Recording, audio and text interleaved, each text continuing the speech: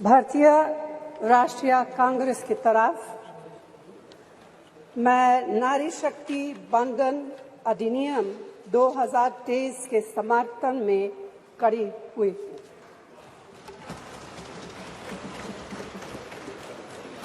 धुएं से भरी हुई रसोई से लेकर रोशनी से जगमगाती हुई स्टेडियम तक भारत की स्त्री का सफर बहुत लंबा है, लेकिन आखिरकार उसने मंजिल को छू लिया है।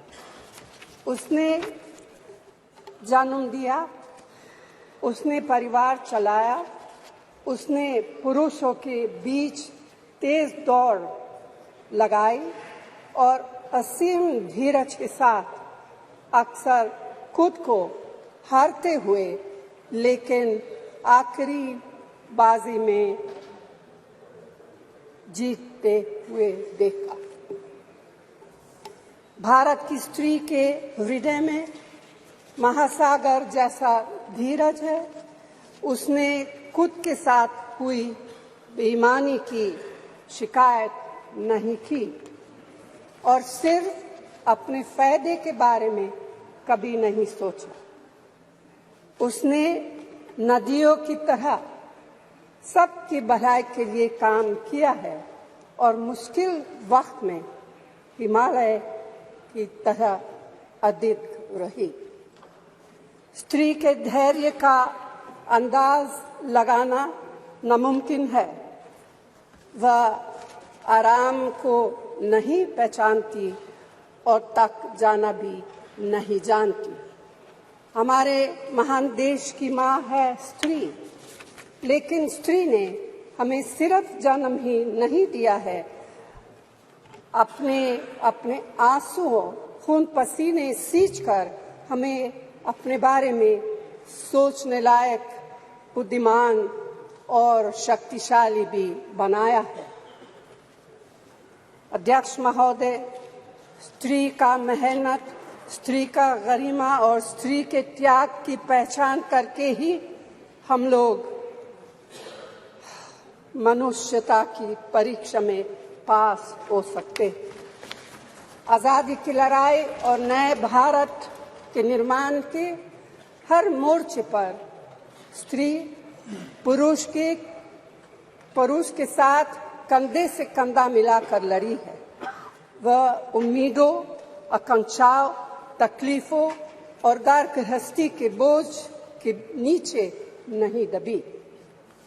सरोजिनी नायडू, सुचेता कृपलानी, अरुणा असफ अली, विजयलक्ष्मी पंडित, राजकुमारी अमृत कौर और उनके साथ तमाम लाखों महिलाएं से लेकर आज की तारीख तक स्त्री ने कठिन समय में हर बार महात्मा गांधी, पंडित जवाहरलाल नेहरू, सरदार पटेल, बाबा साहब अम्बेडकर और मौलाना आजाद के सपनों को जमीन पर उतार कर दिखाया है।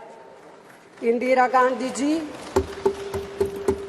गांधी जी का व्यक्तित्व इस सिलसिले में एक बहुत ही रोशन और जिंदा मिसाल है। अध्यक्ष महोदय, खुद मेरी जिंदगी का यह बहुत मार्मिक क्षण है। पहली दफा स्थानीय निकायों में स्त्री की भागीदारी तय करने वाला संविधान संशोधन मेरे जीवन साथी राजीव गांधी जी ही लाए थे। उन्होंने लाए थे जो राज्यसभा में 7 वोटों से गिर गया था। बाद में प्रधानमंत्री पीवी नरसिम्हा राव जी के नेतृत्व में कांग्रेस सरकार ने ही उसे पारित कराया। आज उसी का नतीजा है कि देश भर के स्थानीय निकायों के जरिए हमारे पास 15 लाख चुनी हुई महिला नेता है। राजीव गांधी जी का सपना अभी तक आधा ही पूरा हुआ है।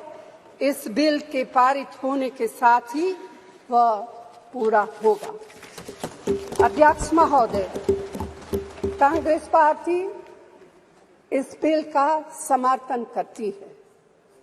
हमें इस बिल के पास होने से खुशी है, मगर इसके साथ साथ एक चिंता भी है। मैं एक सवाल पूछना चाहती हूँ। पिछले 13 वर्षों से भारतीय स्त्रियां अपनी राजनीतिक जिम्मेदारी का इंतजार कर रही हैं और अब उन्हें कुछ वर्ष और इंतजार करने के लिए कहा जा रहा है। कितने वर्ष? 2 वर्ष, 4 वर्ष, 6 वर्ष, 8 वर्ष? क्या भारत की स्त्रियों के साथ बर्ताव उचित है?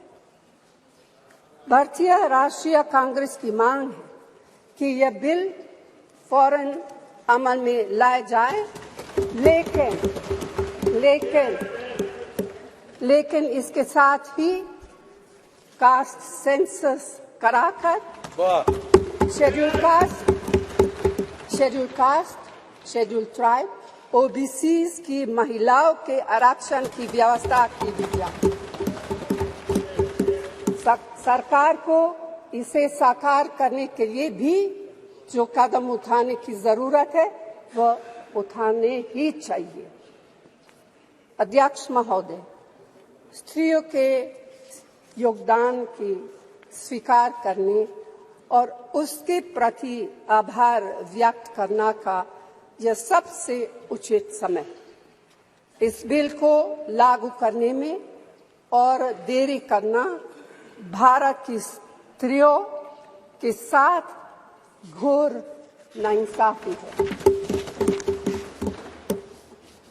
भारतीय राष्ट्रीय कांग्रेस की तरफ से मैं आपके द्वारा सरकार से मांग करती हूं कि नारी शक्ति बंधन अधिनियम 2023 को उसके रास्ते की सारी रुकावटों को दूर करते हुए जल्दी से जल्दी लागू किया जाए। ऐसा करना न सिर्फ जरूरी है बल्कि संभव भी है। धन्यवाद।